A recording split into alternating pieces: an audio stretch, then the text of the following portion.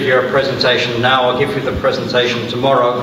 I just want to follow on from what you've just heard from my colleague and give you some introductory considerations, which I think will be particularly useful for the rest of this afternoon, because I see in panel discussion 1 we're going to be hearing about experience with existing use of the EU funds for social housing support. So please understand a little bit what I'm going to say now as a bit of an introduction into what we're going to hear later this afternoon during that panel discussion.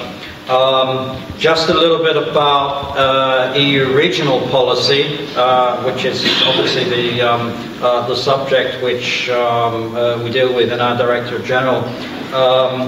This basically, what it applies, it's a place-based approach, and so it's an instrument with a territorial focus. And basically, what this is an opportunity to integrate key EU policies in order to invest in development and growth in regions and cities. So that's the point of the mechanism.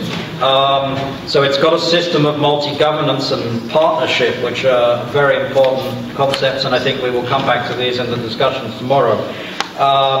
And it's got specific procedures which have been developed over many years. So the whole aim of this is to facilitate what we call a kind of comprehensive approach to meet both the regions of the needs of both the regions and cities.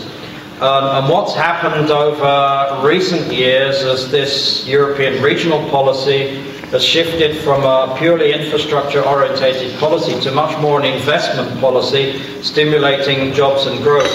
You were just seeing some slides about the Europe 2020 strategy. I won't repeat these, but just to say that basically what we do with the regional fund is also very much in this framework you've just been seeing, and for the future is very much geared to contributing to the different growth strands which were just presented by Mr. Cecilio.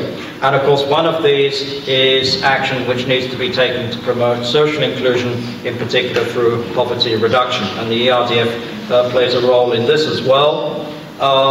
That's already the reason why I call the current programming period, I'm going to have to stop calling it the current programming period because it's the one that ends in December 2013. We included as eligible expenditures for the European Regional Development Fund social infrastructures in the field of education, health, and housing, and very much in synergy with what can come from the European Social Fund.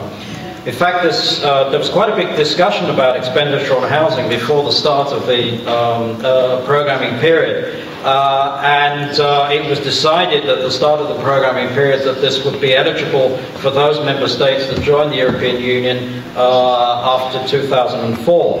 And then there were a number of conditions actually attached to this. And one of these was that expenditure is programmed as part of what we call an integrated urban development operation for areas, that's physical areas, experiencing or are threatened by physical deterioration and social exclusion. So that's been, if you like, the mantra which we found in the regulatory basis going back several years now.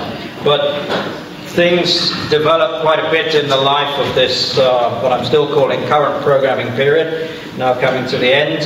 And in fact, we changed the legislation on 2 occasions specifically concerning the support to housing. So it kind of remained an exception, but we've extended the scope, and we extended the scope in 2 ways, which you've already been hearing about from the previous speakers. One was what we were hearing about from the Ministry of Regional Development, dealing with issues like energy efficiency and renewable energy actions. So we actually extended the scope to allow for support for energy efficiency, renewable energy actions in existing housing, so we could support social cohesion. And there were actually some financial limits put on that as to the amounts of the total funding that could be put on that. But that's one thing that happened.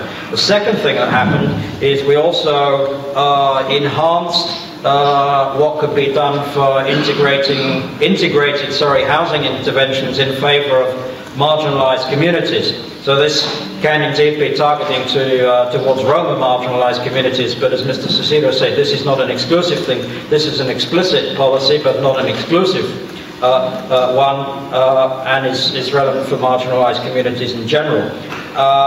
So that was also something we changed the regulation for in 2010 to allow this. And again, what we wanted to support here was an integrated approach in which these housing investments should also be accompanied in other areas such as employment, education, health, social inclusion, etc., etc. So what Mr. Cicero was just saying about that you can't just look at this topic in complete isolation is very, very clear also as far as investments from the regional fund is concerned. We have to look at the broad spectrum in which this should take place. We've certainly encouraged national authorities, regional, local authorities, where they're the responsible bodies to exploit these provisions as much as possible, including those in favour of the marginalised communities. We've had some important conditions put to this. First, about physical location of housing, because you have to ensure that spatial integration of communities in mainstream society is ensured, and we're not contributing to segregation, isolation and exclusion. So that's one important thing we've said. And another thing we've said is about the type of projects that we're financing. We're basically in the business of renovation, replacement, but we could also have newly constructed housing and including new social housing. So there are some conditions which were put in the regulatory basis on this. So there's been some lessons we've learned from this, particularly from implementation of housing in favour of marginalised communities. One of these is you want to have an impact on the territory, you need to have better involvement of local mayors, you need to have better involvement of regional authorities, and also the local communities, the aim of which is to help. So those local communities, they need to be involved in the design and implementation of integrated housing investments, whether this is Roma, whether this is other target groups, etc., etc. So I'll come back tomorrow and explain a little bit what the architecture is of the regulation. But what I can say is, on the one hand, the support to energy efficiency and renewable energy use in public buildings and in the housing sector in general, that remains a clear priority for the future. We know energy efficiency in housing has a strong local and regional dimension, including opportunities for job creation, for example. We've gained some experience on this in the current period, and there's obviously a need to address this issue seriously in a cost-effective manner. And then another thing we've done for the future is basically we're going to very much enhance what we call sustainable integrated urban development. And this is actually quite a priority for the future. We've actually asked member states to allocate at least 5% of their total resources from the Regional Development Fund for sustainable integrated development projects. So, and these have to be in the context of integrated urban strategies. So you could have housing interventions as part of this, provided, of course, that you can demonstrate that these meet the objectives of the programs that they're part. And also the urban areas, we know these are essential to target in order to achieve the ambitious goals in the energy sector. And then combating exclusion and energy poverty with better housing is key, obviously, to making an urban area more attractive and livable, but it's also important to make it more eco-friendly and competitive. And as part of this integrated approach, support for housing can be of particular importance for improving living conditions of marginalised groups and their better integration into society. Again, it will be important to link housing with measures on health, education, employment, and use the synergies that are possible between the Regional Development Fund and Social Fund in the future.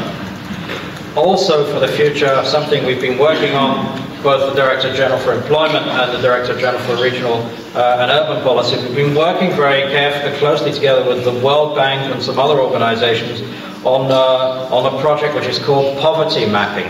And this is a kind of voluntary tool for member states And this is aimed at basically identifying and mapping micro-regions which are hardest hit by social economic exclusion and which would improve targeting of anti-poverty and inclusion policies. So this is quite an important tool. I'll come back to see how tomorrow to explain how this fits into the regulatory framework and see how this helps with the support for disadvantaged groups, marginalized groups, the remote Roma community, etc., etc. So I'll leave it at that for the moment. I think we can take this up again tomorrow and have a discussion on this, but I think this afternoon we will continue and we will see a little bit some of the examples of what's being done with the funds in the current programming period. Thank you very much.